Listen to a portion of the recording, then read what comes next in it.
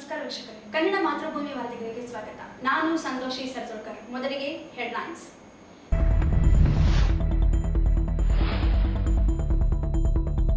Jal Jeevan mission ಯೋಜನೆ ಕಾಮಗಾರಿ ಕೇಂದ್ರ ತಂಡದಿಂದ ಪರಿಶೀಲನೆ. ಮನ್ಸಲಾಪುರಿನಲ್ಲಿ ನೀರಿನ ಪರೀಕ್ಷೆ, ಕಲುಷಿತ ನೀರು ಪತ್ತೆ.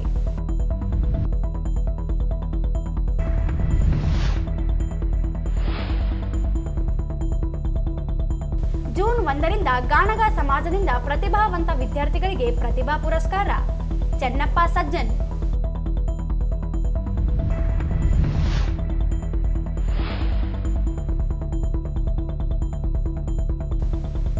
ಅಕ್ರಮ ಗೋ ಸಾಗಣೆ, ವಾಹನಗಳ ತಪಾಸಣೆ ನಡೆಸಿ ಅಕ್ರಮ ಸಾಗಣೆ ತಡೆಯಲಿ. ವಿನಯ್ ಸಿಂಗ್ ಠಾಕೂರ್.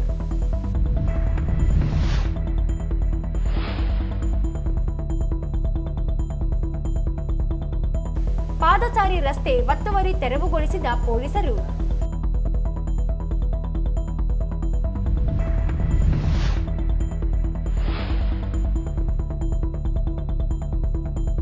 ನಗರ ಅಶೋಕ್ ಡಿಪೋ ಬಳಿ 2 ಬಾರ್ ತೆರವಿಗೆ ಟಿಪ್ಪು ಸುಲ್ತಾನ್ ಸಂಘ ಮನವಿ.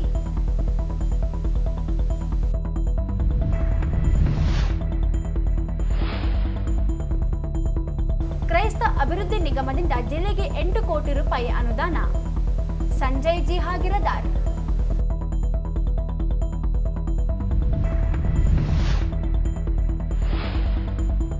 ಮೇ 30ರಿಂದ 3 ದಿನ ಶ್ರೀ ಕಂಚು ಮಾರಮ್ಮ ದೇವಿ ಜಾತ್ರೆ, ತೊಟ್ಟಿಲು ಸೇವೆ, ಕುಂಭಮೇಳ, ರಥೋತ್ಸವ. P Yallappa.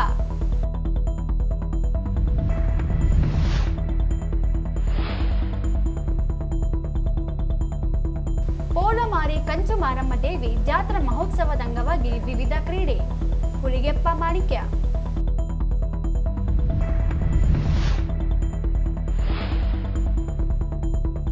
May 31ರಂದು Bettadur super speciality ಆಸ್ಪತ್ರೆಯಲ್ಲಿ ಉಚಿತ ಕ್ಯಾನ್ಸರ್ ತಪಾಸಣೆ ಶಿಬಿರ. ಡಾಕ್ಟರ್ ಜಯಪ್ರಕಾಶ್ ಪಾಟೀಲ್. ವಾರ್ತೆಗಳ ವಿವರ. ಜಲಜೀವನ್ ಮಿಷನ್ ಯೋಜನೆಯಡಿ ಪ್ರತಿ ಮನೆಗೆ ಶುದ್ಧ ಕುಡಿಯುವ ನೀರನ್ನು ಒದಗಿಸಲು ಕಾಮಗಾರಿಗಳನ್ನು ಕೈಗೊಳ್ಳಲಾಗುತ್ತಿದ್ದು, ನೀರಿನ ಲಭ್ಯತೆ ಮತ್ತು ಸಮರ್ಪಕ ಸರಬರಾಜು, ನೀರಿನ ಗುಣಮಟ್ಟ ಕುರಿತು ಸಾರ್ವಜನಿಕ ಪ್ರತಿಕ್ರಿಯೆಯನ್ನು ಸಂಗ್ರಹಿಸಲು ಕೇಂದ್ರ ವಾಣಿಜ್ಯ ಇಲಾಖೆಯ ಜಂಟಿ ಕಾರ್ಯದರ್ಶಿ ಐಶ್ವರ್ಯ ಅವರು ಜಿಲ್ಲೆಯ ವಿವಿಧ ಗ್ರಾಮಗಳಿಗೆ ಭೇಟಿ ನೀಡಿ ಪರಿಶೀಲನೆ ನಡೆಸಿದ್ದು, ಈ ವೇಳೆ ಜಿಲ್ಲೆಯ ಅಧಿಕಾರಿಗಳಿಂದ ತಪ್ಪು ಮಾಹಿತಿ ಮತ್ತು ಗ್ರಾಮಸ್ಥರಿಂದಲೂ ನೀರಿನ ಅಸಮರ್ಪಕ ಸರಬರಾಜು, ಗುಣಮಟ್ಟದವಲ್ಲದ ನೀರು ಸರಬರಾಜು ಮಾಡುತ್ತಿರುವುದು ಕಂಡುಬಂದಿತು. ಜಿಲ್ಲೆಯ ದೇವದುರ್ಗ, ಸಿರವಾರ್ ಮತ್ತು ರಾಯಚೂರು ತಾಲೂಕುಗಳಲ್ಲಿ ಜೆಜೆಎಂ ಕಾಮಗಾರಿಗಳನ್ನು ಪರಿಶೀಲನೆ ನಡೆಸಲು ಭೇಟಿ ನೀಡಲಾಗಿತ್ತು. ರಾಯಚೂರು ತಾಲೂಕಿನ ಜೇಗರ್ಕಲ್, ಮನ್ಸಲಾಪುರ್ ಸೇರಿದಂತೆ ವಿವಿಧ ಗ್ರಾಮ ಪಂಚಾಯಿತಿಗಳಿಗೆ ಭೇಟಿ ನೀಡಿದ ಸಂದರ್ಭದಲ್ಲಿ ಗ್ರಾಮಸ್ಥರಿಂದ ಕುಡಿಯುವ ನೀರಿನ ಸರಬರಾಜು ಕುರಿತು ದೂರುಗಳು ಕೇಳಿಬಂದವು. ಮನ್ಸಲಾಪುರ ಗ್ರಾಮದಲ್ಲಿ ಜಲಜೀವನ ಮಿಷನ್ ಯೋಜನೆಯಡಿ ಮನೆಗಳಿಗೆ ನಲ್ಲಿಗಳು ಅಳವಡಿಸಿದ್ದು, ಮೀಟರ್ ಸಂಪೂರ್ಣ ಹಾಳಾಗಿದೆ. ಜೊತೆಗೆ ನಲ್ಲಿ ಅಳವಡಿಸಿ ವರ್ಷ ಕಳೆದರೂ ನೀರು ಸರಬರಾಜು ಮಾಡಿಲ್ಲವೆಂದು ಗ್ರಾಮಸ್ಥರು ದೂರಿದರು. ಕುಡಿಯಲು ಗುಣಮಟ್ಟವಲ್ಲದ ನೀರು ಸರಬರಾಜು ಮಾಡುತ್ತಿರುವ ಕುರಿತು ದೂರು ಕೇಳಿಬಂದ ಹಿನ್ನೆಲೆ ಅಧಿಕಾರಿಗಳು ಸ್ಥಳದಲ್ಲಿಯೇ ಕುಡಿಯುವ ನೀರನ್ನು ಪರಿಶೀಲನೆ ನಡೆಸಿದರು. ಕುಡಿಯುವ ನೀರನ್ನು ಕಿಟ್ ಮೂಲಕ ಪರಿಶೀಲನೆ ನಡೆಸಿದ್ದ ಸಂದರ್ಭದಲ್ಲಿ ಮನೆಗಳಿಗೆ ಸರಬರಾಜು ಮಾಡುತ್ತಿರುವ ನೀರು ಕುಡಿಯಲು ಯೋಗ್ಯವಲ್ಲ ಎಂಬ ಅಂಶ ಬೆಳಕಿಗೆ ಬಂದಿದೆ. ಕೇಂದ್ರ ತಂಡದ ಅಧಿಕಾರಿಗಳಿಗೆ ತಪ್ಪು ಮಾಹಿತಿ ನೀಡಿದ ಅಧಿಕಾರಿಗಳನ್ನು ಐಶ್ವರ್ಯ ಅವರು ತರಾಟೆಗೆ ತೆಗೆದುಕೊಂಡರು. ಜಿಲ್ಲೆಯ ವಿವಿಧ ಗ್ರಾಮ ಪಂಚಾಯಿತಿಗಳಿಗೆ ಭೇಟಿ ನೀಡಿ ಪರಿಶೀಲಿಸಿ ಗ್ರಾಮ ಪಂಚಾಯಿತಿ ಸದಸ್ಯರು ಮತ್ತು ಅಧಿಕಾರಿಗಳಿಂದ ಮಾಹಿತಿ ಪಡೆದುಕೊಂಡರು. ತಾಲೂಕಿನ ಮನ್ಸಲಾಪುರ ಗ್ರಾಮ ಪಂಚಾಯಿತಿಗೆ ಭೇಟಿ ನೀಡಿ ಗ್ರಾಮ ಪಂಚಾಯಿತಿ ಸದಸ್ಯರಿಂದ ಮಾಹಿತಿ ಪಡೆದುಕೊಂಡರು. ಗ್ರಾಮ ಪಂಚಾಯಿತಿ ವ್ಯಾಪ್ತಿಯಲ್ಲಿ ಎಷ್ಟು ಮನೆಗಳಿಗೆ ಎಷ್ಟು ನಲ್ಲಿಗಳು ಅಳವಡಿಸಲಾಗಿದೆ, ನೀರಿನ ಮೂಲಗಳು ನೀರು ಕುಡಿಯುವುದಕ್ಕೆ ಯೋಗ್ಯವಾಗಿದೆಯೇ ಎಂದು ಮಾಹಿತಿ ಪಡೆದುಕೊಂಡರು. ಜಿಲ್ಲೆಯಲ್ಲಿ ಜಲಜೀವನ ಮಿಷನ್ ಮೊದಲ ಹಂತದಲ್ಲಿ 311 ಗ್ರಾಮಗಳಲ್ಲಿ 83,480 ಮನೆಗಳಿಗೆ ಪೈಪ್ಲೈನ್ ಅಳವಡಿಸಿ ನಲ್ಲಿ ಸಂಪರ್ಕ ಒದಗಿಸಲಾಗುತ್ತಿದೆ. ಇದಕ್ಕಾಗಿ ಒಟ್ಟು 211 ಕೋಟಿ ವ್ಯಯಿಸಲಾಗಿದೆ. ಎರಡನೇ ಹಂತದಲ್ಲಿ 262 ಗ್ರಾಮಗಳ ಮನೆಗಳಿಗೆ ಪೈಪ್ಲೈನ್ ಮತ್ತು ನಲ್ಲಿ ಸಂಪರ್ಕ ಕಲ್ಪಿಸಲು ಒಟ್ಟು 124 ಕೋಟಿ ಒದಗಿಸಲಾಗಿದೆ. ರಾಯಚೂರು ತಾಲೂಕಿನಲ್ಲಿ ಮೊದಲ ಹಂತದಲ್ಲಿ 35 ಕಾಮಗಾರಿಗಳು ಕೈಗೆತ್ತಿಕೊಂಡಿದ್ದು 33 ಕಾಮಗಾರಿಗಳು ಪೂರ್ಣಗೊಂಡಿವೆ. 23 ಕಾಮಗಾರಿಗಳು ಗ್ರಾಮ ಪಂಚಾಯಿತಿಗಳಿಗೆ ಹಸ್ತಾಂತರ ಮಾಡಲಾಗಿದೆ. ಇನ್ನು 10 ಕಾಮಗಾರಿ ಪ್ರಗತಿ ಹಂತದಲ್ಲಿವೆ. ಎರಡನೇ ಹಂತದಲ್ಲಿ 41 ಕಾಮಗಾರಿಗಳಲ್ಲಿ 36 ಪೂರ್ಣಗೊಂಡಿದ್ದು 23 ಕಾಮಗಾರಿ ಹಸ್ತಾಂತರ ಮಾಡಲಾಗಿದೆ. 13 ಕಾಮಗಾರಿ ಬಾಕಿ ಇವೆ. ಮೂರನೇ ಹಂತದಲ್ಲಿ 104 ಕಾಮಗಾರಿಗಳಲ್ಲಿ 63 ಕಾಮಗಾರಿ ಪೂರ್ಣಗೊಂಡರೆ 41 ಕಾಮಗಾರಿಗಳು ಹಸ್ತಾಂತರ ಮಾಡಿದೆ. ಇನ್ನುಳಿದ 18 ಕಾಮಗಾರಿ ಬಾಕಿ ಉಳಿದಿವೆ. ಬಹುತೇಕ ಗ್ರಾಮಗಳಲ್ಲಿನ ಅಳವಡಿಸಿದ ನಲ್ಲಿಗಳು ಹಾಳಾಗಿದ್ದು ಕೆಲವು ಕಡೆಗಳಲ್ಲಿ ಪೈಪ್ ಕಿತ್ತು ಹೋಗಿದ್ದು ಕಂಡುಬಂತು. ಗ್ರಾಮ ಪಂಚಾಯಿತಿಗಳಿಗೆ ಹಸ್ತಾಂತರ ಮಾಡಿದ ಬಳಿಕವೂ ನೀರು ಸರಬರಾಜು ಮಾಡದೇ ಇರುವುದು ಕಂಡುಬಂದಿತು. ಭೇಟಿ ವೇಳೆ ನಿವೃತ್ತ ಮುಖ್ಯ ಅಭಿಯಂತರ ಕುಮಾರ್ ಸಿಂಗ್ ಬಾಡ್ಯಾಳ, PMGSY ಕಾರ್ಯಪಾಲಕ ಇಂಜಿನಿಯರ್ ಮೇನಕಾ ಪಾಟೀಲ್, RWS ಕಾರ್ಯಪಾಲಕ ಅಭಿಯಂತರರು ನಾಗೇಶ್, ಸಹಾಯಕ ಕಾರ್ಯಪಾಲಕ ಅಭಿಯಂತರ ಚೌಹಾಣ್, ತಾಲೂಕು ಪಂಚಾಯತ್ ಕಾರ್ಯನಿರ್ವಾಹಕ ಅಧಿಕಾರಿ ಚಂದ್ರಶೇಖರ್ ಪವಾರ್, ಗ್ರಾಮ ಪಂಚಾಯತ್ ಅಧ್ಯಕ್ಷ ರಾಘವೇಂದ್ರ ಬೋರಡ್ಡಿ, ಉಪಾಧ್ಯಕ್ಷೆ ಉಮಾ, PDO ಅನ್ನಪೂರ್ಣ ಸೇರಿದಂತೆ ತಾಲೂಕು ಮಟ್ಟದ ಅಧಿಕಾರಿಗಳು ಇದ್ದರು. ಜಿಲ್ಲಾ ಮತ್ತು ತಾಲೂಕು ಗಾಣಿಗ ಸಮಾಜದಿಂದ ಜೂನ್ 1ರಂದು ನಗರದ ವೀರಶೈವ ಕಲ್ಯಾಣ ಮಂಟಪದಲ್ಲಿ SSLC ಮತ್ತು PUC ವೈದ್ಯಕೀಯ ವಿದ್ಯಾರ್ಥಿಗಳಿಗೆ ಪ್ರತಿಭಾ ಪುರಸ್ಕಾರ ಕಾರ್ಯಕ್ರಮ ಆಯೋಜಿಸಲಾಗಿದೆ ಎಂದು ಜಿಲ್ಲಾ ಗಾಣಿಗ ಸಮಾಜದ ಅಧ್ಯಕ್ಷ ಚೆನ್ನಪ್ಪ ಸಜ್ಜನ್ ಹೇಳಿದರು. ಅವರಿಂದು ಮಾಧ್ಯಮಗೋಷ್ಠಿ ಉದ್ದೇಶಿಸಿ ಮಾತನಾಡಿ, 2ನೇ ವರ್ಷ ಪ್ರತಿಭಾ ಪುರಸ್ಕಾರ ಕಾರ್ಯಕ್ರಮವು ಬೆಳಿಗ್ಗೆ 10 ಗಂಟೆಗೆ ನಡೆಯಲಿದ್ದು ವಿವಿಧ ಮಠಾಧೀಶರು, ರಾಜಕೀಯ ಗಣ್ಯರು ಭಾಗವಹಿಸಲಿದ್ದಾರೆ. ಎಲ್ಲ ತಾಲೂಕುಗಳ ಗಾಣಿಗೆ ಸಮಾಜ ಬಾಂಧವರು, ಪಾಲಕರು, ವಿದ್ಯಾರ್ಥಿನಿಯರು ಭಾಗವಹಿಸುವಂತೆ ಮನವಿ ಮಾಡಿದರು. ರಾಯಚೂರು ಗಾಣಿಗ ಸಮಾಜದ ಅಧ್ಯಕ್ಷ ಬಸಪ್ಪ ಹಳ್ಳಿ ಮಾತನಾಡಿ, ಕಾರ್ಯಕ್ರಮದ ಸಾನ್ನಿಧ್ಯವನ್ನು ವಿಜಯಪುರ ವನಶ್ರೀ ಸಂಸ್ಥಾನ ಮಠದ ಡಾಕ್ಟರ್ ಜಯಬಸವ ಕುಮಾರ್ ಸ್ವಾಮೀಜಿಗಳು, ಸೋಮವಾರಪೇಟೆ ಮಠದ ಶ್ರೀ ಅಭಿನವ ರಾಚೋಟಿ ವೀರಶಿವಾಚಾರ್ಯ ಮಹಾಸ್ವಾಮೀಜಿ, ಕಿಲ್ಲೆ ಬೃಹನ್ಮಠದ ಶ್ರೀ ಶಾಂತಮಲ್ಲ ಶಿವಾಚಾರ್ಯರು, ಮಂಗಳವಾರಪೇಟೆ ಮಠದ ಶ್ರೀ ವೀರ ಸಂಗಮೇಶ್ವರ ಶಿವಾಚಾರ್ಯ ಮಹಾಸ್ವಾಮಿಗಳು ವಹಿಸಲಿದ್ದಾರೆ. ವಿದ್ಯಾರ್ಥಿಗಳು ಮತ್ತು ವೈದ್ಯಕೀಯ ವಿದ್ಯಾರ್ಥಿಗಳು ಇವರಿಗೆ ಪ್ರತಿಭಾ ಪುರಸ್ಕಾರವನ್ನು ಮುಂಜಾನೆ 10 ಗಂಟೆಗೆ ಇಟ್ಟುಕೊಳ್ಳಲಾಗಿದೆ. ಕಾರಣ ಜಿಲ್ಲೆಯ ಯಾವತ್ತೂ ನಮ್ಮ ಸಮಾಜದ ಬಾಂಧವರು, ಹಿರಿಯರು, ಮಕ್ಕಳು ಈ ಕಾರ್ಯಕ್ರಮದಲ್ಲಿ ಭಾಗವಹಿಸಿ ಈ ಕಾರ್ಯಕ್ರಮವನ್ನು ಯಶಸ್ವಿಗೊಳಿಸಬೇಕೆಂದು ನನ್ನ ವತಿಯಿಂದ ಹಾಗೂ ನಮ್ಮ ಸಮಾಜದ ವತಿಯಿಂದ ವಿನಂತಿಸಿಕೊಳ್ಳುತ್ತೇನೆ. ಕಾರ್ಯಕ್ರಮವನ್ನು ಸಣ್ಣ ನೀರಾವರಿ ಸಚಿವ NS ಬೋಸರಾಜ್ ಉದ್ಘಾಟಿಸಲಿದ್ದಾರೆ. ಸಂಸದ ಜಿ ಕುಮಾರ್ ನಾಯಕ್, ನಗರ ಶಾಸಕ ಡಾಕ್ಟರ್ ಶಿವರಾಜ್ ಪಾಟೀಲ್, ಗ್ರಾಮೀಣ ಶಾಸಕ ದದ್ದಲ್ ಬಸನಗೌಡ, ವಿಧಾನ ಪರಿಷತ್ ಸದಸ್ಯ ಎ ವಸಂತ್ ಕುಮಾರ್, ಕೆಪಿಸಿಸಿ ಸದಸ್ಯ ಅಮರಗುಂಡಪ್ಪ ಮೇಟಿ, ಯಾದಗಿರಿ ಸಹಾಯಕ ಆಯುಕ್ತ ಡಾಕ್ಟರ್ ಹಂಪಣ್ಣ ಸಜ್ಜನ್ ಸೇರಿದಂತೆ ಸಮಾಜ ಗಣ್ಯರು ಭಾಗಿಯಾಗಲಿದ್ದಾರೆ. ಗಂಗಾವತಿ ಶರಣಪ್ಪ ನಾಗೋಲಿ ವಿಶೇಷ ಉಪನ್ಯಾಸ ನೀಡಲಿದ್ದಾರೆ. ಎಲ್ಲ ತಾಲೂಕುಗಳ ಸಮಾಜ ಬಾಂಧವರು ಹೆಚ್ಚಿನ ಸಂಖ್ಯೆಯಲ್ಲಿ ಭಾಗವಹಿಸುವಂತೆ ಮನವಿ ಮಾಡಿದರು. ವಿದ್ಯಾರ್ಥಿಗಳಿಗೆ 2ನೇ ವರ್ಷದ ಪ್ರತಿಭಾ ಪುರಸ್ಕಾರ ಹಾಗೂ ಸನ್ಮಾನ ಸಮಾರಂಭವನ್ನು ಏರ್ಪಡಿಸಿಕೊಂಡಿದ್ದೇವೆ. ವೀರಶೈವ ಕಲ್ಯಾಣ ಮಂಟಪ ರಾಯಚೂರಿನಲ್ಲಿ ಸದರಿ ಸಮಾರಂಭಕ್ಕೆ ದಿವ್ಯ ಸಾನ್ನಿಧ್ಯವನ್ನು ಶ್ರೀ ಡಾಕ್ಟರ್ ಜಯ ಬಸವ ಕುಮಾರ ಸ್ವಾಮಿಗಳು, ಶ್ರೀ ಜಗದ್ಗುರು ಮುರುಘ ರಾಜೇಂದ್ರ ಬೃಹನ್ಮಠ ಹಾಗೂ ವಿದ್ಯಾಪೀಠ ಚಿತ್ರದುರ್ಗ ಮತ್ತು ಪೀಠಾಧಿಪತಿಗಳು ವನಶ್ರೀ ಸಂಸ್ಥಾನ ಮಠ ವಿಜಯಪುರ ಹಾಗೂ ಸಾನ್ನಿಧ್ಯವನ್ನು ಶ್ರೀ ಶಾಪುರ ಅಭಿನವ ರಾಚೋಟಿ ವೀರ ಶಿವಾಚಾರ್ಯ ಮಹಾಸ್ವಾಮಿಗಳು, ಸೋಮವಾರಪೇಟೆ ಹಿರೇಮಠ ರಾಯಚೂರು 13 ಶ್ರೀ 108,000 ದೇವರು ಶಾಪುರ ಶ್ರೀ ಶಾಂತಮಲ್ಲ ಶಿವಾಚಾರ್ಯ ಮಹಾಸ್ವಾಮಿಗಳು, ಸಂಸ್ಥಾನ ಕಿಲಿಮಠ ಬೃಹನ್ಮಠ ರಾಯಚೂರು ಮತ್ತು ಶ್ರೀ ಶಾಪುರ ವೀರ ಸಂಗಮೇಶ್ವರ ಶಿವಾಚಾರ್ಯ ಮಹಾಸ್ವಾಮಿಗಳು, ಮಂಗಳವಾರಪೇಟೆ ಹಿರೇಮಠ ರಾಯಚೂರು, ಕುರುಂದೂರು ಖಾನಾಪುರ ಮತ್ತು ಸದರಿ ಸಮಾರಂಭದ ಅಧ್ಯಕ್ಷತೆಯನ್ನು ರಾಯಚೂರು ಜಿಲ್ಲೆಯ ಗಾಣಿಗ ಸಮಾಜದ ಅಧ್ಯಕ್ಷರಾದ ಶ್ರೀ ಚೆನ್ನಪ್ಪ ಸಜ್ಜನ್ ಇವರು ವಹಿಸುತ್ತಾರೆ. ಹಾಗೂ ಸದರಿ ಸಮಾರಂಭವನ್ನು ಸನ್ಮಾನ್ಯ ಶ್ರೀ NS ಬೋಸರಾಜ್ ಸಾಹೇಬರು, ಸಣ್ಣ ನೀರಾವರಿ ಹಾಗೂ ವಿಜ್ಞಾನ ಮತ್ತು ತಂತ್ರಜ್ಞಾನ ಸಚಿವರು, ಕರ್ನಾಟಕ ಸರ್ಕಾರದವರು ಉದ್ಘಾಟಿಸುತ್ತಾರೆ.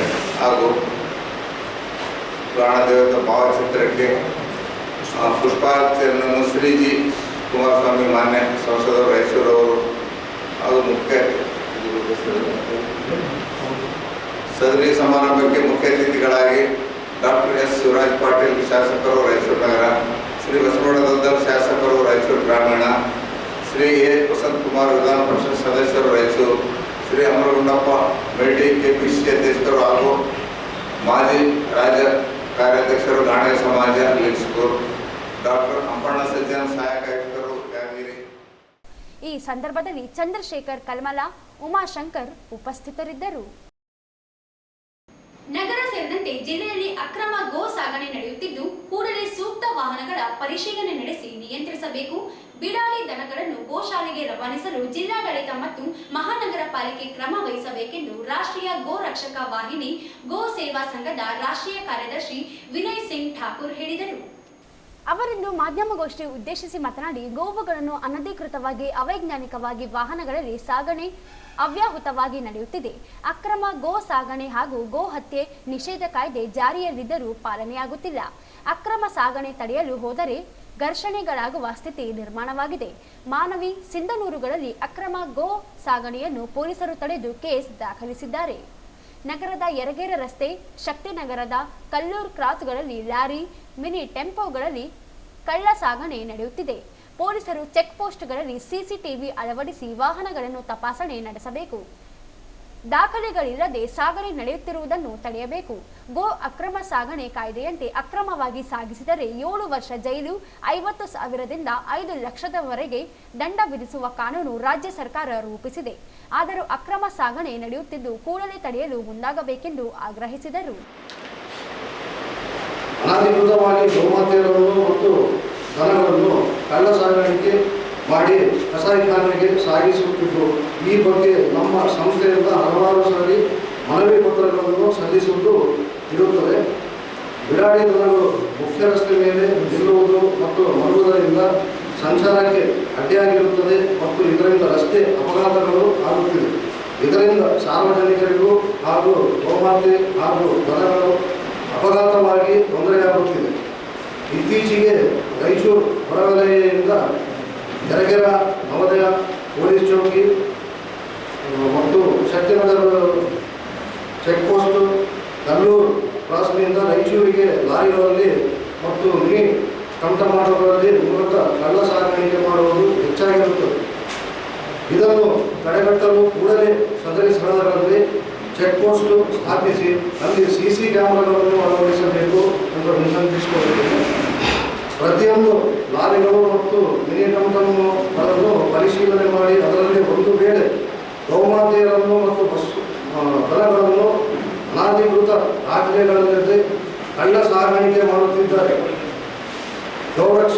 ಗೌರಕ್ಷಕ ಸಂಸ್ಥೆಯ ಸಂರಕ್ಷಕರಿಗೆ ಮತ್ತು ಹಲವಾರು ಹಿಂದೂ ಸಂಘಟನಾ ಕಾರ್ಯಕರ್ತರಿಗೆ ಜೀವ ಬೆದರಿಕೆ ಹಾಕುತ್ತಿದ್ದಾರೆ ಮತ್ತು ಈ ವಿಷಯವಾಗಿ ಹತ್ಯೆಗಳು ಕೂಡ ನಡೆಯುತ್ತಿದೆ. ಜಾನುವಾರುಗಳಿಗೆ ಹತ್ಯೆಗೊಂಡು ಮಾರಾಟ ಮಾಡುವುದು ಮತ್ತು ಹತ್ಯೆಗೊಂಡು ಖರೀದಿಸುವುದು ಮತ್ತು ದಾಖಲೆಗಳು ಹತ್ಯೆಗೆ ಎಂದು ಮಧ್ಯ ನಿಂತುಕೊಂಡು ಮಾರಾಟ ಅಥವಾ ಖರೀದಿಸುವುದು ಕಾನೂನು ಪ್ರಕಾರ ಅಪರಾಧ.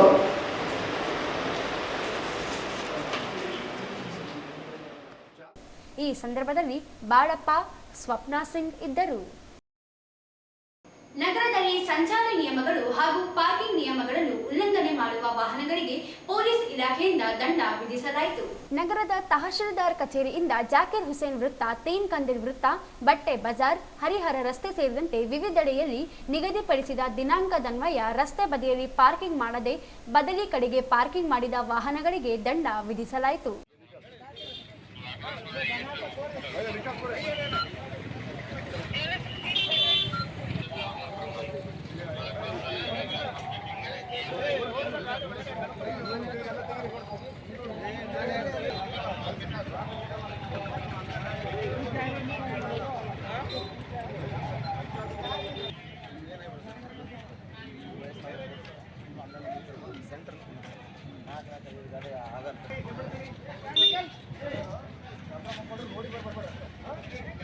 ಅಲ್ಲೇ ಮಾಡ್ಕೋಬೇಕು.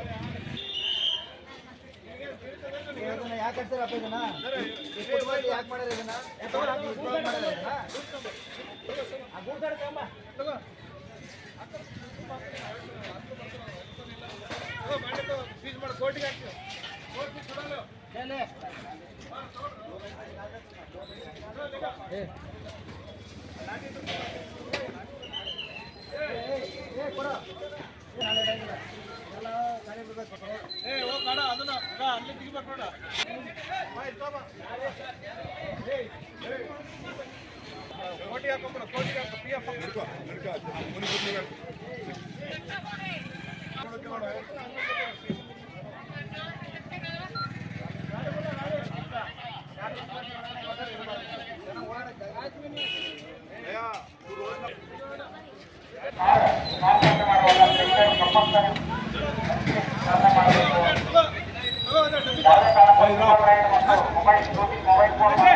ಡಬ್ಬೆ ಆಯ್ತು ಗೋಪಾಲ್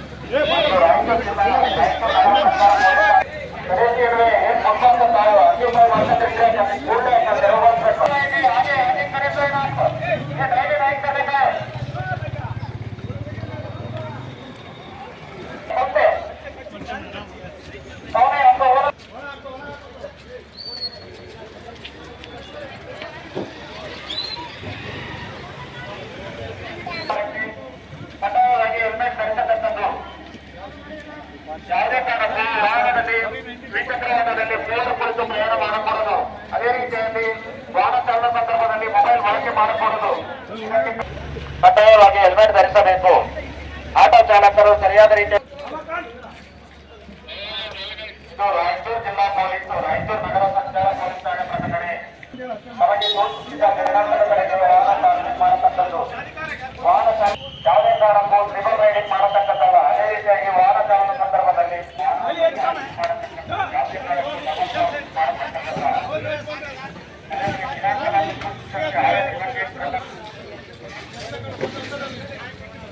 ಮುಂಬಾಗಿಲಲ್ಲಿ ಏನೇನಿದ್ರೆ ಎಲ್ಲ ಈ ಕೂಡಲೇ ತೆಗೆದುಕೊಂಡು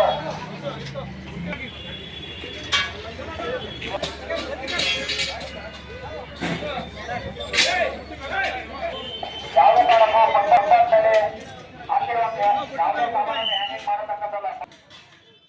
ಇದೇ ವೇಳೆ ಡಿವೈಎಸ್ಪಿ ಶಾಂತವೀರ ಮಾತನಾಡಿ, ಫುಟ್ಪಾತ್ ಸ್ಥಳವನ್ನು ವ್ಯಾಪಾರಸ್ಥರು ಅತಿಕ್ರಮಿಸಿಕೊಂಡಿದ್ದಕ್ಕಾಗಿ ಟ್ರಾಫಿಕ್ ಸಮಸ್ಯೆ ಹೆಚ್ಚಾಗಿ ಕಂಡುಬರುತ್ತಿದ್ದು, ಇದೀಗ ಜನರಿಗೆ ಫುಟ್ಪಾತ್ ಅತಿಕ್ರಮಿಸಿಕೊಂಡು ವ್ಯಾಪಾರ ಮಾಡದಂತೆ ವ್ಯಾಪಾರಸ್ಥರಿಗೆ ಅರಿವು ಮೂಡಿಸಲಾಗಿದ್ದು, ಜನರ ಸುರಕ್ಷತೆ ಹಾಗೂ ನಗರದಲ್ಲಿ ಸುಗಮ ಸಂಚಾರಕ್ಕಾಗಿ ಪೊಲೀಸ್ ಇಲಾಖೆ ದಿನನಿತ್ಯ ಶ್ರಮಿಸುತ್ತಿದ್ದು, ಜನರು ಇದಕ್ಕೆ ಸಹಕಾರ ನೀಡಬೇಕು ಎಂದು ಮನವಿ ಮಾಡಿದರು. ಮಳೆಗಾಲ ಆರಂಭವಾಗಿದ್ದು, ವಾಹನಗಳು ಹೆಚ್ಚಾಗಿ ಅಪಘಾತವಾಗುವ ಸಾಧ್ಯತೆಗಳಿರುವುದರಿಂದ ದ್ವಿಚಕ್ರ ವಾಹನ ಸವಾರರು ಕಡ್ಡಾಯವಾಗಿ ಹೆಲ್ಮೆಟ್ ಬಳಕೆ ಮಾಡಬೇಕು, ಕುಡಿದು ವಾಹನ ಚಲಾಯಿಸಬಾರದು ಎಂದು ತಿಳಿಸಿದರು. ಡಿವೈಎಸ್ಪಿ ರಾಯಚೂರು ಆದ್ಮೇಲೆ ಇವತ್ತೊಂದು ಸ್ಪೆಷಲ್ ಡ್ರೈವ್ ಮಾಡಿದ್ವಿ. ನನ್ನೊಂದಿಗೆ ಸದರ್ ಬಜಾರ್ ಚಾರ್ಲಿ ಅವರು ಮತ್ತು ಟ್ರಾಫಿಕ್ PSR ಅವರು ಮತ್ತು ಎಲ್ಲ ಸಿಬ್ಬಂದಿ ಸೇರಿಕೊಂಡು ಒಂದು ಸ್ಪೆಷಲ್ ಡ್ರೈವ್ ಮಾಡಿದ್ದು. ಸ್ಪೆಷಲ್ ಡ್ರೈವಲ್ಲಿ ನಾವು ತಹಶೀಲ್ದಾರ್ ಆಫೀಸಿಂದ ಜಾಕಿರ್ ಹುಸೇನ್ ಸರ್ಕಲ್ಲು ಮತ್ತು ತೀನ್ ಕಂದಿಲು, ಅಲ್ಲಿಂದ ಬಟ್ಟೆ ಬಜಾರು ಮತ್ತು ಹರಿಹರ ರೋಡ್ ಮುಖಾಂತರ ನಾವು ಸ್ಪೆಷಲ್ ಡ್ರೈವ್ ಮಾಡಿದ್ದೇನಂತ ಹೇಳಿದ್ರೆ, ಒಂದು ಡಬಲ್ ಪಾರ್ಕಿಂಗ್ ಆಗಿರ್ತಕ್ಕಂಥ ಎಲ್ಲ ವೆಹಿಕಲ್ಸಿಗೆ ನಾವು ದಂಡವನ್ನು ವಿಧಿಸುವಂಥ ಕೆಲಸ ಮಾಡಿದ್ವಿ. ಜನರಿಗೆ ಅವೇರ್ನೆಸ್ ಮಾಡ್ತಕ್ಕಂಥ ಅನೌನ್ಸ್ಮೆಂಟ್ ಮಾಡಿಸೋ ಮುಖಾಂತರ, ಜೊತೆಗೆ ಯಾರು ಪಾರ್ಕಿಂಗ್ ರೂಲ್ಸ್ಗಳನ್ನು ಅಥವಾ ಟ್ರಾಫಿಕ್ ರೂಲ್ಸ್ಗಳನ್ನು ಫಾಲೋ ಮಾಡ್ತಿಲ್ಲ ಅವರೆಲ್ಲರಿಗೂ ಸಹ ದಂಡನ ವಿಧಿಸೋದ್ರ ಮುಖಾಂತರ ಒಂದು ವಿಶೇಷವಾಗಿರ್ತಕ್ಕಂಥ ಕಾರ್ಯಾಚರಣೆ ಮಾಡಿದ್ವಿ. ಇದರಲ್ಲಿ ಸುಮಾರು ವೆಹಿಕಲ್ಸ್ಗಳನ್ನು ಈಗಾಗಲೇ ದಂಡವನ್ನು ವಿಧಿಸಿದ್ವಿ. ಜೊತೆಗೆ ಇಂಪಾರ್ಟೆಂಟ್ ಇರ್ತಕ್ಕಂಥದ್ದು, ಇಲ್ಲಿ ಟ್ರಾಫಿಕ್ ಪ್ರಾಬ್ಲಮ್ ಆಗೋಕ್ಕೆ ಮುಖ್ಯವಾಗಿರ್ತಕ್ಕಂಥ ಕಾರಣ ಏನಂತ ಹೇಳಿದ್ರೆ, ಈ ಶಾಪ್ನವ್ರು ಏನಿದ್ದಾರಲ್ಲ, ಆ ಶಾಪ್ನವರು ಈ ಫುಟ್ಪಾತ್ ಜಾಗವನ್ನು ತುಂಬ ಆಕ್ರಮಣ ಮಾಡಿಕೊಂಡು ಆ ಜಾಗದಲ್ಲಿ ತಮ್ಮ ಶಾಪಿಗೆ ಬೇಕಾದ ಎಲ್ಲ ವಸ್ತುಗಳನ್ನು ಸಂಗ್ರಹ ಮಾಡಿಟ್ಟಿದ್ದರಿಂದ ಅಲ್ಲಿ ಜನರಿಗೆ ಓಡಾಡೋಕ್ಕೆ ತೊಂದರೆ ಆಗಿ ಅದರಿಂದ ಟ್ರಾಫಿಕ್ ಪ್ರಾಬ್ಲಮ್ ಆಗ್ತಾಯಿತ್ತು.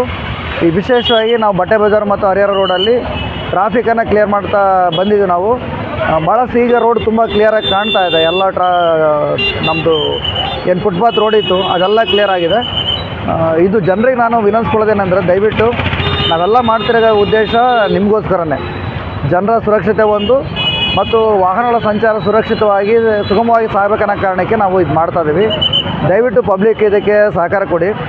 ದಯವಿಟ್ಟಿಗೆ ಮಳೆಗಾಲ ಶುರು ಆಗಿದೆ, ಗಾಡಿಗಳು ಸ್ಕಿಡ್ ಆಗೋ ಚಾನ್ಸಸ್ ಇರ್ತದೆ ಅಥವಾ ಎದುರು ಬದ್ರೂ ಅಪಘಾತಗಳಾಗ್ತಕ್ಕಂಥ ಸಾಧ್ಯತೆ ಇರ್ತದೆ. ದಯವಿಟ್ಟು ಎಲ್ಲರೂ ಹೆಲ್ಮೆಟನ್ನು ಬಳಕೆ ಮಾಡಿ, ಸೀಟ್ ಬೆಲ್ಟ್ಗಳನ್ನು ಬಳಕೆ ಮಾಡಿ. ಯಾರು ದಯವಿಟ್ಟು ಡ್ರಿಂಕ್ಸ್ ಮಾಡಿ ವಾಹನಗಳನ್ನು ಚಲಾಯಿಸಬೇಡಿ, ಟ್ರಿಬಲ್ ರೈಡಿಂಗ್ ಮಾಡಬೇಡಿ. ದಯವಿಟ್ಟು ಪ್ರಾಥಮಿಕ ಹಂತದಲ್ಲಿ ತಹಶೀಲ್ದಾರ್ ಕಚೇರಿಯಿಂದ ಸೂಪರ್ ಮಾರ್ಕೆಟ್ ಮಾರ್ಗವಾಗಿ ಚಂದ್ರಮೌಳೇಶ್ವರ ವೃತ್ತದವರೆಗೂ ಕಾರ್ಯಾಚರಣೆಯನ್ನು ಕೈಗೊಳ್ಳಲಾಗಿದ್ದು, ನಗರದ ಎಲ್ಲ ಪ್ರಮುಖ ರಸ್ತೆಗಳಲ್ಲಿ ಸಂಚಾರಿ ನಿಯಮಗಳನ್ನು ಉಲ್ಲಂಘಿಸುವವರಿಗೆ ಹಾಗೂ ಪಾರ್ಕಿಂಗ್ ರೂಲ್ಸ್ ಫಾಲೋ ಮಾಡದವರ ಮೇಲೆ ದಂಡ ವಿಧಿಸಿ ಜಾಗೃತಿ ಮೂಡಿಸಲಾಗುವುದು ಎಂದು ಹೇಳಿದರು. ಈ ಸಂದರ್ಭದಲ್ಲಿ Sadar Bazaar CPI Umesh Kamble, traffic PSI ಸಣ್ಣ ವೀರೇಶ್ ಸೇರಿದಂತೆ ಅನೇಕರು ಇದ್ದರು. ನಗರದ ಶ್ರೀ ಸಾಯಿಬಾಬಾ ಬಾರ್ ಮತ್ತು ಅಶೋಕ್ ಕುಮಾರ್ ಬಾರ್ಗಳಲ್ಲಿ ಕೊಲೆ ಪ್ರಯತ್ನ ಘಟನೆಗಳು ನಡೆಯುತ್ತಿದ್ದು, ನಗರದಲ್ಲಿ ಯುವಕರ ಕೊಲೆಗಳು ಆಗುತ್ತಿದ್ದು, ಬಾರ್ಗಳನ್ನು ಸ್ಥಳಾಂತರಿಸಬೇಕೆಂದು ಒತ್ತಾಯಿಸಿ ದಿ ಲೆಜೆಂಡ್ ಟಿಪ್ಪು ಸುಲ್ತಾನ್ ಸಂಘದ ವತಿಯಿಂದ ಅಬಕಾರಿ ಆಯುಕ್ತರಿಗೆ ಮನವಿ ಸಲ್ಲಿಸಲಾಯಿತು. ನಗರದ ಅಶೋಕ್ ಡಿಪೋ ಬಳಿ ಎರಡೆರಡು ಬಾರ್ಗಳನ್ನು ಪ್ರಾರಂಭಿಸಲಾಗಿದೆ. ಬಾರ್ಗಳ ಬಳಿಯೇ ದರ್ಗಾಗಳು, ಶಾಲೆಗಳು ಇದ್ದರೂ ಅಬಕಾರಿ ಇಲಾಖೆ ಅನುಮತಿ ನೀಡಿದೆ.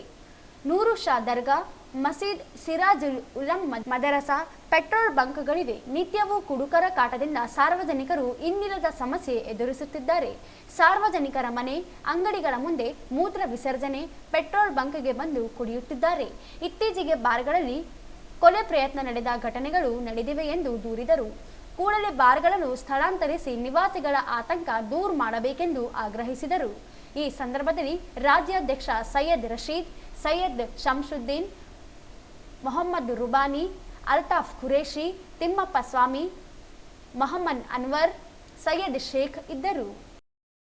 ಕರ್ನಾಟಕ ಕ್ರಿಶ್ಚಿಯನ್ ಅಭಿವೃದ್ಧಿ ನಿಗಮದ ವತಿಯಿಂದ ಕ್ರೈಸ್ತ ಸಮುದಾಯದ ಜನರ ಅಭಿವೃದ್ಧಿಗಾಗಿ ಸರ್ಕಾರದಿಂದ ವಿವಿಧ ಯೋಜನೆಗಳನ್ನು ಜಾರಿಗೊಳಿಸಲಾಗಿದ್ದು, ಕ್ರೈಸ್ತ ಸಮುದಾಯದ ವಿದ್ಯಾರ್ಥಿಗಳ ಶಿಕ್ಷಣಕ್ಕೆ ಹೆಚ್ಚಿನ ಒತ್ತು ನೀಡಲಾಗುತ್ತದೆ ಎಂದು ನಿಗಮದ ಉಪಾಧ್ಯಕ್ಷ ಸಂಜಯ್ ಜಾಗೀರ್ದಾರ್ ಅವರು ಹೇಳಿದರು.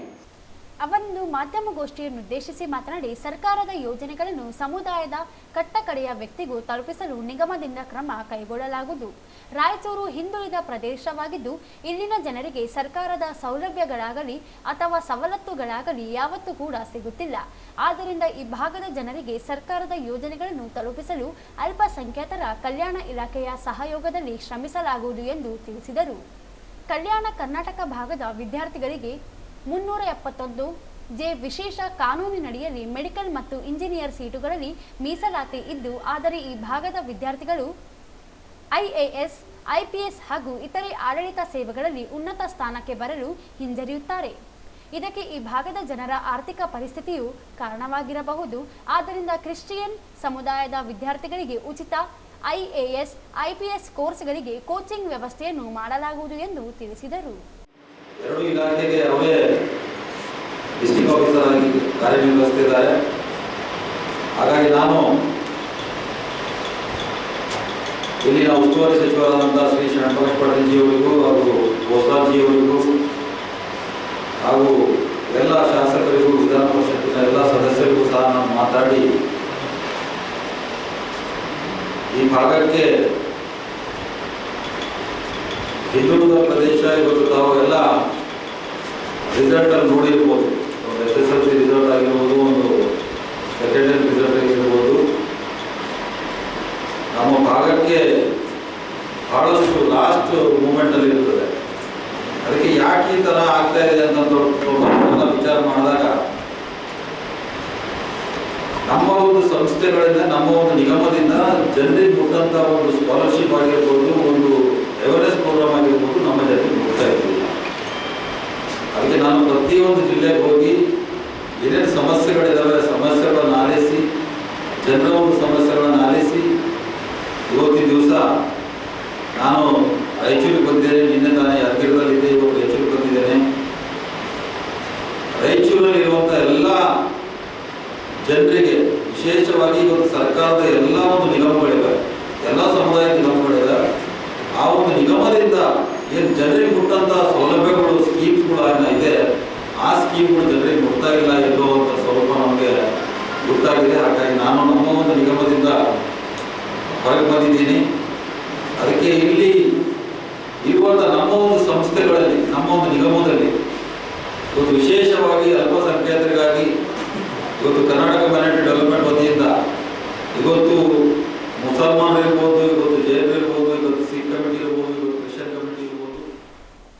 ರಾಜ್ಯ ಸರ್ಕಾರದಿಂದ ನಿಗಮಕ್ಕಾಗಿ ಒಟ್ಟು 250 ಕೋಟಿ ಅನುದಾನ ಬಿಡುಗಡೆಯಾಗಿದ್ದು, ಅದರಲ್ಲಿ ರಾಯಚೂರು ಜಿಲ್ಲೆಗೆ 8 ಕೋಟಿ ರೂಪಾಯಿ ಅನುದಾನ ಮಂಜೂರಾಗಿದೆ.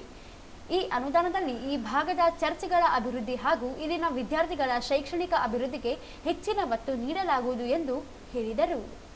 ಉನ್ನತ ವ್ಯಾಸಂಗಕ್ಕಾಗಿ ನಿಗಮದಿಂದ ಕ್ರಿಶ್ಚಿಯನ್ ಸಮುದಾಯ ವಿದ್ಯಾರ್ಥಿಗಳಿಗೆ 30 ಲಕ್ಷ ರೂಪಾಯಿಗಳ ಸಾಲ ಸೌಲಭ್ಯ ಇದ್ದು, ಜೊತೆಗೆ ಮೆಡಿಕಲ್ ವ್ಯಾಸಂಗಕ್ಕಾಗಿ 5 ಲಕ್ಷ ರೂಪಾಯಿಗಳ ಸಾಲ ಸೌಲಭ್ಯವನ್ನು ನೀಡಲಾಗುತ್ತಿದೆ. ಈ ರೀತಿಯ 10 ಹಲವು ಯೋಜನೆಗಳನ್ನು ಜನರು ಸದುಪಯೋಗ ಪಡೆದುಕೊಳ್ಳಬೇಕು ಎಂದರು. ಆದ್ರೆ UP ಬಿಹಾರ ನೋಡಿ, ಇವತ್ತು ಕೂಲಿ ಕಾರ್ಮಿಕ ಮಾಡೋ ಕೆಲಸ ಮಾಡೋ ಮನುಷ್ಯ ಇದ್ದಾನೆ ಅಂತಂದ್ರೆ ಅವನ ಮನೆಯಲ್ಲಿ ಒಂದೊಂದು IPS ಒಂದೊಂದು IS ಇದ್ದಾರೆ. ಆ ಒಂದು ದೃಷ್ಟಿಯಿಂದ ಈ ಒಂದು ಭಾಗಕ್ಕೆ ನಾವು ಹೆಚ್ಚಿನ ರೀತಿಯಲ್ಲಿ ಶಿಕ್ಷಣದ ಬಗ್ಗೆ ಅಥವಾ ಈ ಒಂದು ಇವತ್ತು ನೋಡಿ 1ನೇ ಕ್ಲಾಸ್ ಹಿಡಿದು ಹೈಯರ್ ಎಜುಕೇಶನ್ ವರೆಗೂ ಇವತ್ತು MD MS ಮಾಡ್ತಾರಂತಂದ್ರು ಇವತ್ತು ಫಾರಿನ್ ಸ್ಟಡೀಸ್ ಸಲುವಾಗಿ 30 ಲಕ್ಷ ರೂಪಾಯಿ ನಮ್ಮ ಹತ್ರ ಇದಿದೆ, ಲೋನ್ ಇದೆ, ನಮ್ಮ ಒಂದು ಸಂಸ್ಥೆಯಿಂದ ಕೊಡ್ತಾ ಇದ್ದಾರೆ. ಅದಕ್ಕೆ ಸದುಪಯೋಗ ಪಡಿಸ್ಕೊಳ್ಲಿಕ್ಕೆ ಯಾರು ರೆಡಿ ಇಲ್ಲ, ಅಪ್ಲಿಕೇಶನ್ ಬರ್ಲಿಕ್ಕೆ ರೆಡಿ ಇಲ್ಲ. ಇವತ್ತು ಮೆಡಿಕಲ್ ಮಾಡೋಕ್ಕೆ 5 ಲಕ್ಷ ರೂಪಾಯಿ ಕೊಡ್ತಾ ಇದ್ದೇವೆ ನಾವು, ಪ್ರತಿ ವರ್ಷ 5 ಲಕ್ಷ ರೂಪಾಯಿ ಕೊಡ್ತಾ ಇದ್ದೇವೆ. ಅದಕ್ಕೂ ಸಹ ಯಾರು ಜಾಸ್ತಿ ಹೊರಗಡೆ ಬರ್ತಾ ಇಲ್ಲ. ಇವತ್ತು ಇಂಜಿನಿಯರಿಂಗ್ ಕೋರ್ಸ್ ಇರ್ಬೋದು, ಇವತ್ತು LLB ಇರ್ಬೋದು, ಇವತ್ತು BSc ನರ್ಸಿಂಗ್ ಇರ್ಬೋದು, ಇವತ್ತು B.Ed ಇರ್ಬೋದು, ಈಗೆಲ್ಲ ಸ್ಕಾಲರ್ಶಿಪ್ ಬಿಡಿದಾವೆ. ಆದ್ರೆ ಯಾರು ಹಾಕಿ ಹೊರಗಡೆ ಬರ್ತಾರೆ ವಿದ್ಯಾರ್ಥಿಗಳು. ಇವತ್ತು ಬರೀ 1 ವರ್ಷ ಹಾಕಿದ್ರು ಒಂದ್ ವೇಳೆ ಬರಲಿಲ್ಲ ಅಂತಂದ್ರೆ ನೆಕ್ಸ್ಟ್ ಇಯರ್ ಅವ್ರು ಕೇಳೋದೇ ಇಲ್ಲ. ಅದಕ್ಕೆ ನಮ್ಮವರು ಸಹ ಅದಕ್ಕೆ ಆಫೀಸಿಗೆ ಬಂದು ಇವತ್ತೆಲ್ಲ ಆನ್ಲೈನ್ ಆಗಿದೆ. ಇವತ್ತು ನಿಮ್ಮ ಕೈಯಲ್ಲೇ ಪ್ರಪಂಚ ಇದೆ. ಇವತ್ತು ನಾವು ಮಕ್ಕಳಿಗೆ ಹೇಳಬೇಕು. ಇಲ್ಲಿ ತಂದೆ ತಾಯಿಗೆ ನಾನು ಒಂದೇ ರಿಕ್ವೆಸ್ಟ್ ಮಾಡ್ತೀನಿ, ನೀವು ನಿಮ್ಮ ಮಕ್ಕಳಿಗೆ ಬಿಡುವಿಲ್ಲ ಸಮಯದಲ್ಲಿ ನೀವು ಸಹ ಇವತ್ತು ಆಫೀಸ್ಗೆ ಬಂದು ಏನ್ ನಡೀತಾ ಇದೆ, ಆಫೀಸಲ್ಲಿ ಯಾಕೆ ನನಗೆ ಈ ಲೋನ್ ಬಂದಿಲ್ಲ, ಯಾಕೆ ನನಗೆ ಸಮಸ್ಯೆ ಆಗಿದೆ, ಹೋದ ವರ್ಷ ಕಟ್ಟಿದ್ದೀವಿ ಈ ವರ್ಷ ಯಾಕೆ ಬಂದಿಲ್ಲ ಅಂತ ನೀವು ಕೇಳಿದ್ರೆ ಮಾತ್ರ ಅಧಿಕಾರಿಗಳಿಗೂ ಒಂದು ಚುರುಕಿರ್ತದೆ, ನಿಮಗೂ ಯಾಕೆ ಬಂದಿಲ್ಲ ಅಂತ ನಿಮಗೂ ಒಂದು ಮಾಹಿತಿ ಸಿಗ್ತದೆ. ಇವತ್ತು ಈ ತರ ಎಲ್ಲ ಪಾಂಪ್ಲೆಟ್ಸ್ಗಳು ಬುಕ್ಸ್ಗಳು ಬಂದಿದ್ದಾವೆ. ಈ ತರ ಎಲ್ಲ ಈ ಬುಕ್ಸ್ಗಳು ತಗೊಂಡು ಹೋದ್ರೆ ಬುಕ್ಕಲ್ಲಿ ಎಲ್ಲ ಇಡೀ ಏನೇನು ಸ್ಕೀಮ್ಸ್ ಇದೆ, ಏನೇನು ಅರಿವು ಸ್ಕೀಮ್ ಇದೆ, ಶ್ರಮಶಕ್ತಿ ಇದೆ, ವೆಹಿಕಲ್ ಸ್ಕೀಮ್ಸ್ ಇದೆ, ಸ್ಕಿಲ್ ಡೆವಲಪ್ಮೆಂಟ್ ಏನೇನು ಬರ್ತದೆ, ಎಲ್ಲ ಸ್ಕೀಮ್ಸ್ಗಳು ಈ ಬುಕ್ಕಲ್ಲಿ ಇದಾವೆ.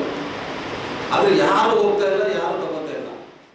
ಈ ಸಂದರ್ಭದಲ್ಲಿ ಅಲ್ಪಸಂಖ್ಯಾತರ ಕಲ್ಯಾಣ ಇಲಾಖೆಯ ಸಹಾಯಕ ನಿರ್ದೇಶಕ ಸಂಗಮೇಶ್ವರ್ ಸೇರಿದಂತೆ ಇತರರು ಇದ್ದರು. ನಗರದ ಹರಿಜನವಾಡ ಶ್ರೀ ಮಹಾಮಾತೆ ಕಂಚು ಮಾರಮ್ಮ ದೇವಿ ಜಾತ್ರಾ ಮಹೋತ್ಸವ ಜೂನ್ 3ರಿಂದ 6ರವರೆಗೆ 3 ದಿನ ವಿಜೃಂಭಣೆಯಿಂದ ಆಯೋಜಿಸಲಾಗಿದೆ ಎಂದು ದೇವಸ್ಥಾನ ಸಮಿತಿ ಅಧ್ಯಕ್ಷ ಪಿ ಯಲ್ಲಪ್ಪ ಹೇಳಿದರು. ಅವರಿಂದು ಮಾಧ್ಯಮಗೋಷ್ಠಿ ಉದ್ದೇಶಿಸಿ ಮಾತನಾಡಿ, ಜೂನ್ 3ರಂದು ಸಂಜೆ 5 ಗಂಟೆಗೆ ತೊಟ್ಟಲು ಸೇವೆ ನಡೆಯಲಿದೆ. ನಗರದ ಪಟೇಲ ವೃತ್ತದಿಂದ ಮೆರವಣಿಗೆ ಪ್ರಾರಂಭವಾಗಿ ಚಂದ್ರಮೌಳೇಶ್ವರ ವೃತ್ತ, ಮಹಾವೀರ್ ವೃತ್ತದ ಮೂಲಕ ಶ್ರೀ ಕಂಚು ಮಾರಮ್ಮ ದೇವಸ್ಥಾನಕ್ಕೆ ತೆರಳುತ್ತದೆ. ಜೂನ್ 4ರಂದು ಬೆಳಗ್ಗೆ 9ರಿಂದ ರಾತ್ರಿ 8ರವರೆಗೆ ಕುಂಭಮೇಳ ನಡೆಯಲಿದೆ. ಜೂನ್ 5ರಂದು ಸಂಜೆ 5 ಗಂಟೆಗೆ ರಥೋತ್ಸವ, ಜೂನ್ 6ರಂದು ಸಂಜೆ 5 ಗಂಟೆಗೆ ಉಚ್ಛಾಯ ಮಹೋತ್ಸವ ಜರುಗಿದೆ. ಸುಮಾರು ವರ್ಷಗಳಿಂದ ನಡೆಯುತ್ತಿರುವ ಐತಿಹಾಸಿಕ ಜಾತ್ರೆಯಲ್ಲಿ ವಿವಿಧ ಜಿಲ್ಲೆ, ರಾಜ್ಯಗಳಿಂದ ಭಕ್ತರು ಭಾಗವಹಿಸಲಿದ್ದಾರೆ. ಭಕ್ತರು ಹೆಚ್ಚಿನ ಸಂಖ್ಯೆಯಲ್ಲಿ ಭಾಗಿಯಾಗುವಂತೆ ಮನವಿ ಮಾಡಿದರು. 2005ರಂದು ಅಲ್ಲಿಂದ ಸ್ಟಾರ್ಟ್ ಆಗ್ತಾ ಇದೆ. ಮೊದಲನೇದಾಗಿ ಬೆಳಿಗ್ಗೆ 7 ಗಂಟೆಗೆ ಅಭಿಷೇಕ ಇರ್ತದೆ. ಅದಾದ ನಂತರ ಹೋಮ ಮಾಡ್ತಾ ಇದ್ದೀವಿ. ಮಧ್ಯಾಹ್ನ ಪ್ರಸಾದ ಇರ್ತದೆ. ಸಾಯಂಕಾಲ 4 ಗಂಟೆಗೆ ತೊಟ್ಟಿಲು ಕಾರ್ಯಕ್ರಮ ಇರ್ತದೆ. ತೊಟ್ಟಿಲು ಕಾರ್ಯಕ್ರಮ ಭಾಳ ಗ್ರ್ಯಾಂಡಾಗಿ ಮಾಡ್ತಾ ಇದ್ದೀವಿ ಈ ಸಲ. ಅದು 4 ಗಂಟೆಯಿಂದ ಸಿಟಿ ಟ್ಯಾಕ್ಸಿ ರಸ್ತೆಯಿಂದ ಸ್ಟಾರ್ಟ್ ಆಗಿ ತೀನ್ಕಂದ್ಲಿ, ಆಮೇಲೆ ವಿವೇಕಾನಂದ ಸರ್ಕಲ್ನಿಂದ ನಮ್ಮ ಜನೋಡಕ್ಕೆ ತೊಟ್ಟಿಲು ಕಾರ್ಯಕ್ರಮ ಆಗ್ತಾ ಇದೆ. ಅದಾದ ನಂತರ ಕುಂಭಮೇಳ ಅಂತಂದ್ರೆ ದಿನಾಂಕ 4/6/2025 ಕುಂಭಮೇಳ ಅವತ್ತು ಬೆಳಗ್ಗೆ 7 ಗಂಟೆಯಿಂದ ರಾತ್ರಿ 9 ಗಂಟೆ ತನಕ ಕುಂಭಮೇಳ ನಡೀತಾ ಇದೆ. ನಂತರ ದಿನಾಂಕ 5/6/2025 ಗುರುವಾರ ತೇರು ಕಾರ್ಯಕ್ರಮ ಇರ್ತದೆ. ಸಾಯಂಕಾಲ 6 ಗಂಟೆಗೆ 5 ಗಂಟೆಗಿಂತ ಪ್ರಾರಂಭವಾಗಿದ್ದು ಸುಮಾರು 8:30 ಆಗ್ಬೋದು, 9 ಆಗ್ಬೋದು. ಅಲ್ಲಿಗೆ ಕಾರ್ಯಕ್ರಮ ಮುಗಿದ. ನೆಕ್ಸ್ಟ್ 6ನೇ ತಾರೀಕಿಗೆ ಉಚ್ಚಾಯ ಕಾರ್ಯಕ್ರಮ ಇರ್ತದೆ. ಅದು ಸಾಯಂಕಾಲ 8 ಗಂಟೆಗೆ ಸ್ಟಾರ್ಟ್ ಮಾಡ್ತಿದ್ದಾರೆ. 8 ಗಂಟೆಗೆ ಸ್ಟಾರ್ಟ್ ಮಾಡಿ 9 ಗಂಟೆಗೆ 10 ಗಂಟೆಗೆ ಕ್ಲೋಸ್ ಮಾಡ್ತಿದ್ದಾರೆ. ಈ ಕಾರ್ಯಕ್ರಮ ಅದ್ದೂರಿಯಾಗಿ ಜಾತ್ರೆ ಮಾಡ್ತಾ ಇದ್ದೀವಿ. ನಿಮ್ಮ ಪತ್ರಿಕಾ ಮಾಧ್ಯಮದ ಮುಖಾಂತರ ಎಲ್ಲ ಜನರಲ್ಲಿ ನಾವು ನಮ್ಮ ರಾಯಚೂರು ಎಲ್ಲ ನಾಗರಿಕರಲ್ಲಿ ಬೇಡ್ಕೊಳ್ತೇವೆ. ಈ ಜಾತ್ರೆಗೆ ಎಲ್ಲರೂ ಬರಬೇಕು, ಎಲ್ಲರೂ ಸಹಕಾರ ಕೊಡಬೇಕು. ಮತ್ತು ಪಂಚಮಾರಮ್ಮ ದೇವಿಗೆ ಪಾತ್ರರಾಗಬೇಕು ಎಲ್ಲರೂ ಅಂತ ಹೇಳಿ ಈ ಮಾಧ್ಯಮದ ಮುಖಾಂತರ ತಮಗೆ ತಿಳಿಸುತ್ತೇವೆ. ದೇವಸ್ಥಾನ ಸಮಿತಿ ನರಸಿಂಹರು ಮಾಡಗಿರಿ ಮಾತನಾಡಿ, ಪ್ರಥಮ ಬಾರಿಗೆ ನೂತನ ರಥೋತ್ಸವ ಜರುಗಿದೆ. 3 ದಿನಗಳ ಕಾರ್ಯಕ್ರಮದಲ್ಲಿ ವಿವಿಧ ಜಿಲ್ಲೆ, ರಾಜ್ಯ, ವಿದೇಶಿಗಳಲ್ಲಿರುವ ಭಕ್ತರು ಸಹ ಭಾಗಿಯಾಗುತ್ತಾರೆ. ದೇವಸ್ಥಾನ ಸಮಿತಿ ರಚನೆಯಲ್ಲಿ ಯಾವುದೇ ಗೊಂದಲ, ಅಸಮಾಧಾನವಿಲ್ಲ. ಎಲ್ಲರೂ ಸೇರಿ ಜಾತ್ರಾ ಮಹೋತ್ಸವ ಅದ್ದೂರಿಯಾಗಿ ನೆರವೇರಿಸಲು ಸಹಕರಿಸುತ್ತಾರೆ ಎಂದರು. ತಾತ್ಕಾಲಿಕವಾಗಿ ನಮ್ಮ ಪಂಚಮಾರಮ್ಮ ದೇವಸ್ಥಾನ ಸಮಿತಿ ಅಧ್ಯಕ್ಷರಾಗಿದ್ದಾರೆ. ಎಲ್ಲರೂ ಕೂಡ ಇರುವಂತಹ ಎಲ್ಲ ಪದಾಧಿಕಾರಿಗಳು ಆ ಸಮಿತಿಯಲ್ಲಿ ಅಧ್ಯಕ್ಷರಾಗಿದ್ದಾರೆ. ಈ ಸಲ ಕೂಡ ಅತ್ಯಂತ ವೈಭವದಿಂದ ಅದ್ದೂರಿಯಾಗಿ ಒಂದು ತೊಟ್ಟಿಲ ಕಾರ್ಯಕ್ರಮದಲ್ಲಿ ಕುಂಭಮೇಳ ಮಾಡೋದ್ರ ಜೊತೆಗೆ ಇವತ್ತು ಸಿಟಿ ಟಾಕೀಸು, ಚಂದ್ರಮೌಳೇಶ್ವರ ವೃತ್ತ, ತೀರ್ಥಂಕರ ವೃತ್ತ, ಆಮೇಲೆ ಮಹಾವೀರ್ ಸರ್ಕಲ್, ಚೆಟ್ಟುಕೋಟೆ ಸರ್ಕಲಿಂದ ಅದ್ದೂರಿಯಾಗಿ ಪಂಚಮಾರಮ್ಮ ದೇವಸ್ಥಾನಕ್ಕೆ ಸೇರಲಿದೆ. ತದನಂತರ ಮರುದಿನ ಬುಧವಾರ ಕುಂಭಮೇಳ ಮುಂಜಾನೆ ಬೆಳಗ್ಗೆ 7 ಗಂಟೆಯಿಂದ ಈಗಾಗಲೇ ಹೇಳಿದಂತೆ ಕೂಡ ಅದ್ದೂರಿಯಾಗಿ ನಡೆಯಲಿದೆ. ಅದರಲ್ಲಿ ಇವತ್ತು ಸಾವಿರಾರು ಜನ ರಥೋತ್ಸವ. ಈ ಸಲ ರಥೋತ್ಸವ ವಿಶೇಷ ಏನಂದರೆ, ಇಷ್ಟು ದಿನ ಕಡಿಮೆ ರಥ ಇತ್ತು, ಸ್ವಲ್ಪ ನಮಗೆ ಅಡಚಣೆ ಆಗಿತ್ತು. ಆ ಕಾರಣಕ್ಕಾಗಿ ಈ ಸಲ ನಾವೆಲ್ಲರೂ ಸೇರಿ ಒಂದು ಹೊಸ 4 ಗಾಲಿಗಳನ್ನು ಹೊಸದಾಗಿ ಈಗ ಪೆಟ್ಟಿಗೆ ಗಾಲಿಗಳನ್ನು ತಯಾರು ಮಾಡಿದ್ದೇವೆ. ಆ ಕಾರಣಕ್ಕಾಗಿ ಈ ಸಲ ಅದ್ದೂರಿಯಾಗಿ ಮಾಡಬೇಕಂದ್ರೆ ಎಲ್ಲರೂ ಸ್ವೇಚ್ಛೆಯಿಂದ, ಎಲ್ಲರೂ ಒಮ್ಮತದಿಂದ ಇವತ್ತು ಸಮಾಜದ ಎಲ್ಲ ಬಂಧುಗಳು ಕೂಡ ಇವತ್ತು ಎಲ್ಲರೂ ನಮ್ಮ ಮಾತಿಗೆ ಸಮಾಜದಲ್ಲಿದೆ. ಇವತ್ತು ನಮ್ಮ ಓಣಿಯಲ್ಲದೆ ಕೂಡ ನಮ್ಮ ಹೆಣ್ಮಕ್ಳು ಇಲ್ಲೇ ಇರುವಂಥ ಮಹಾರಾಷ್ಟ್ರ, ಪುಣೆ ಮತ್ತು ಇಂಟರ್ನ್ಯಾಷನಲ್ ಕೂಡ ಕೆಲವೊಂದು ಜನ ಔಟ್ ಆಫ್ನಲ್ಲಿ ಇದ್ದಾರೆ. ಆ ಜನರು ಕೂಡ ಇವತ್ತು ಭಾಗವಹಿಸಲಿದ್ದಾರೆ. ಆ ಕಾರಣಕ್ಕಾಗಿ ಇವತ್ತು ಲಕ್ಷಾಂತರ ಜನ ಸೇರುವ ನಿರೀಕ್ಷೆ ಕೂಡ ಇದೆ.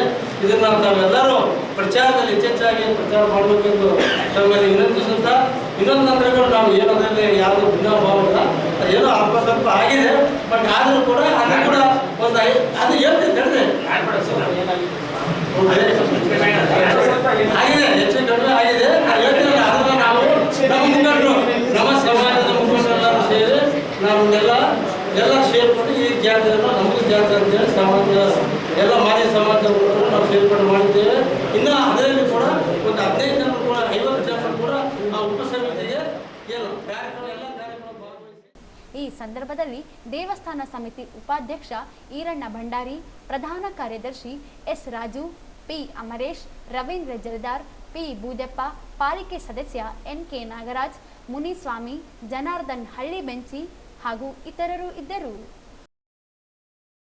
ಶ್ರೀ ಮಾತೆ ಪೋಲಿಮಾರಿ ಹಾಗೂ ಶ್ರೀ ಕಂಚಮಾರಮ್ಮ ದೇವಿಯ ಜಾತ್ರಾ ಮಹೋತ್ಸವದ ಅಂಗವಾಗಿ ಜಿಲ್ಲಾ ಕೊರವ ಕುಡುವ ಮಹಾಸಂಘದಿಂದ ಮೇ 31ರಿಂದ ಜೂನ್ 3ರವರೆಗೆ ವಿವಿಧ ಕ್ರೀಡಾಕೂಟ ಆಯೋಜಿಸಲಾಗಿದೆ ಎಂದು ಸಮಾಜದ ಜಿಲ್ಲಾಧ್ಯಕ್ಷ ಹುಲಿಗೆಪ್ಪ ಮಾಣಿಕ್ಯ ಹೇಳಿದರು.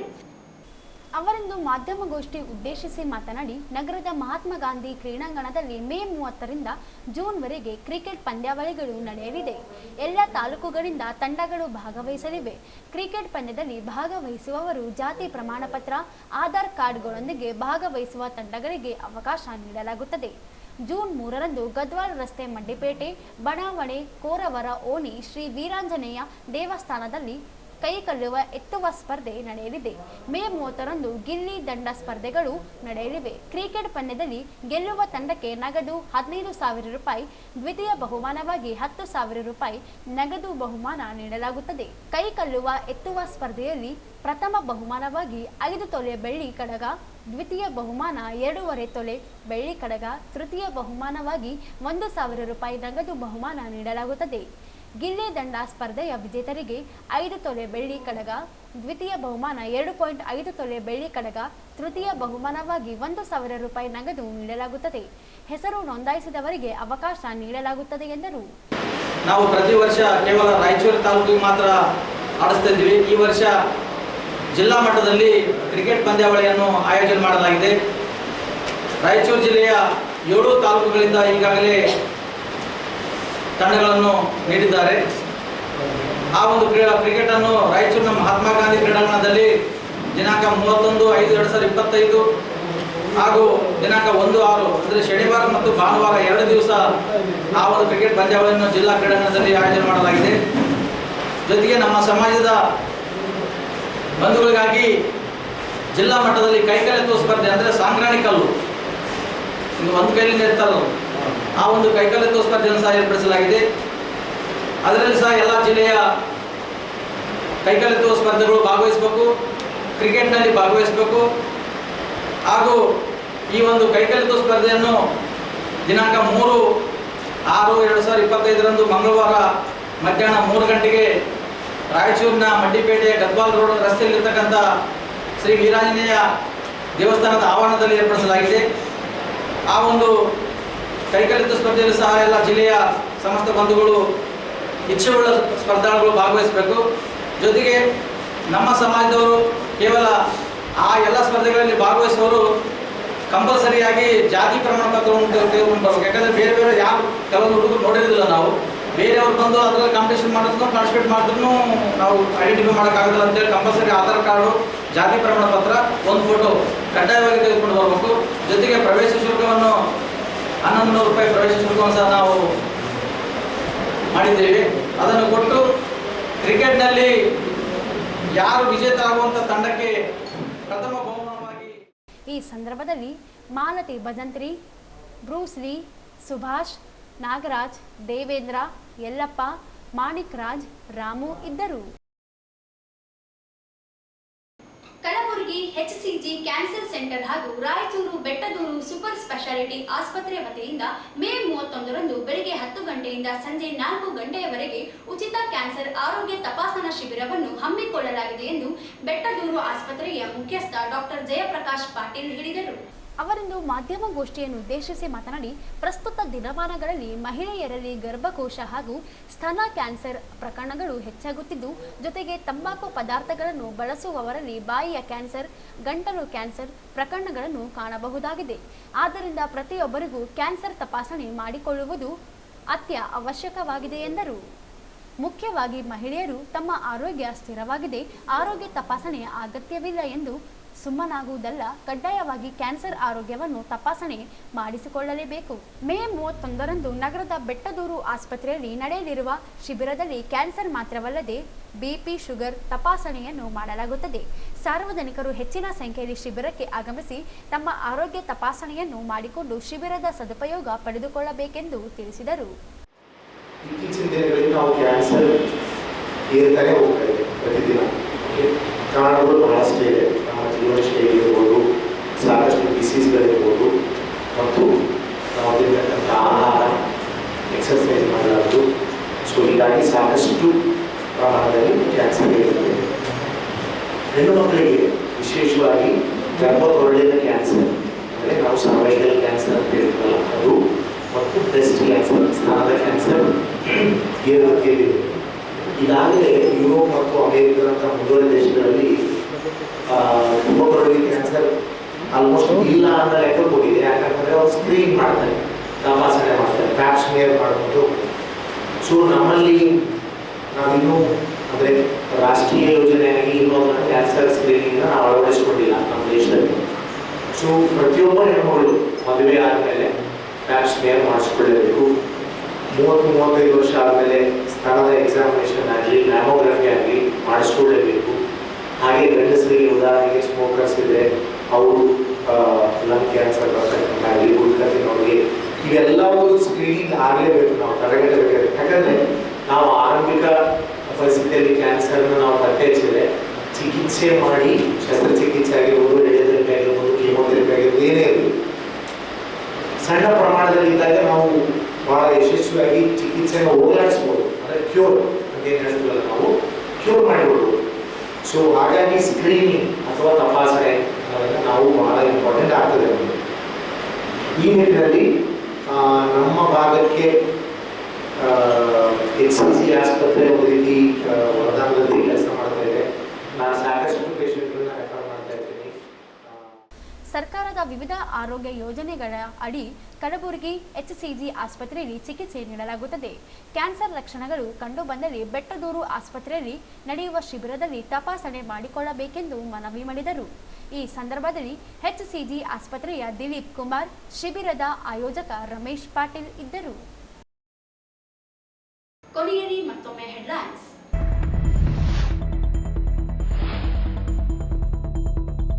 ಜಲಜೀವನ್ ಮಿಷನ್ ಯೋಜನೆ ಕಾಮಗಾರಿ ಕೇಂದ್ರ ತಂಡದಿಂದ ಪರಿಶೀಲನೆ. ಮನ್ಸಲಾಪುರಿನಲ್ಲಿ ನೀರಿನ ಪರೀಕ್ಷೆ, ಕಲುಷಿತ ನೀರು ಪತ್ತೆ.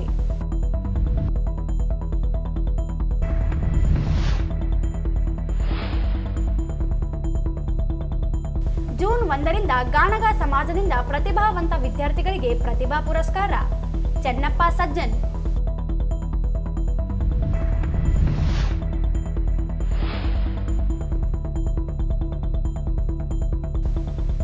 ಅಕ್ರಮ ಗೋ ಸಾಗಣೆ, ವಾಹನಗಳ ತಪಾಸಣೆ ನಡೆಸಿ ಅಕ್ರಮ ಸಾಗಣೆ ತಡೆಯಲಿ. ವಿನಯ್ ಸಿಂಗ್ ಠಾಕೂರ್.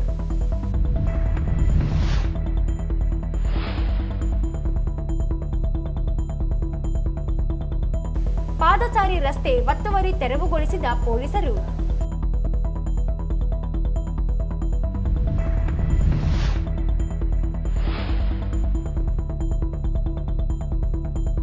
ನಗರ ಅಶೋಕ್ ಡಿಪೋ ಬಳಿ 2 ಬಾರ್ ತೆರವಿಗೆ ಟಿಪ್ಪು ಸುಲ್ತಾನ್ ಸಂಘ ಮನವಿ.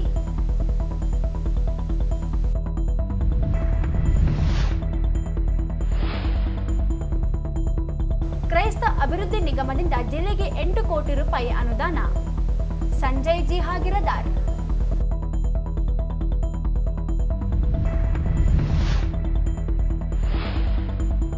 ಮೇ 30ರಿಂದ 3 ದಿನ ಶ್ರೀ ಕಂಚು ಮಾರಮ್ಮ ದೇವಿ ಜಾತ್ರೆ, ತೊಟ್ಟಿಲು ಸೇವೆ, ಕುಂಭಮೇಳ, ರಥೋತ್ಸವ. P Yallappa.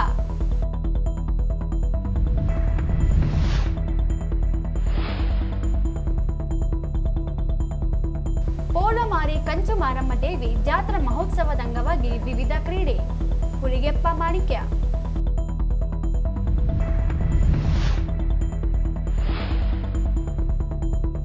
May 31ರಂದು Bettadur super speciality ಆಸ್ಪತ್ರೆಯಲ್ಲಿ ಉಚಿತ ಕ್ಯಾನ್ಸರ್ ತಪಾಸಣಾ ಶಿಬಿರ. ಡಾಕ್ಟರ್ ಜಯಪ್ರಕಾಶ್ ಪಾಟೀಲ್. ಇಲ್ಲಿಗೆ ವಾರ್ತೆಗಳ ಪ್ರಸಾರ ಮುಕ್ತಾಯವಾಯಿತು. ಮುಂದಿನ ವಾರ್ತೆಗಳೊಂದಿಗೆ ಮತ್ತೆ ಭೇಟಿಯಾಗೋಣ. ವಂದನೆಗಳು.